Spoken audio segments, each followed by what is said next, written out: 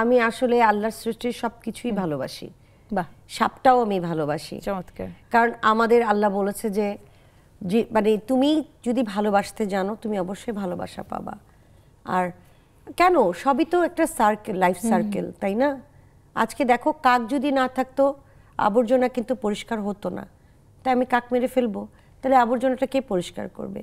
এখন এই আবর্জনায় ময়লা কুকুর খেয়ে জিনিসটাকে পরিষ্কার করে, সেই কুকুরটাকে যদি আমি বিষ খেয়ে মেরে ফেলি, তাহলে আমাকে রাত্রেবেলা যখন আমরা সবাই ঘুমিয়ে থাকি কে তোমাকে পাহারাটা দিবে? তাকে তো আমরা একটা শীতের জন্য একটা ছালাও দিচ্ছি না, না। ঠিক আছে? সেটার জন্য অনেক সংগঠন আছে, ঠিক আছে, ওরা করুক, সমস্যা নেই, কিন্তু আমরা না তাড়িয়ে দিই। যতই সংগঠন থাকুক না কেন, আমরা নিজেরা যদি সচেতন না হই আসলে, এক্স্যাক্টলি, হ্যাঁ, এত সংগঠন সারা বাংলাদেশ কিভাবে সামলাবে? আচ্ছা, সারা পৃথিবীতে কিভাবে সম্ভব? এত সংগঠন, অনেক সংগঠন খালি নামেই চলে, কাজ করে না, এগুলো করতে হবে।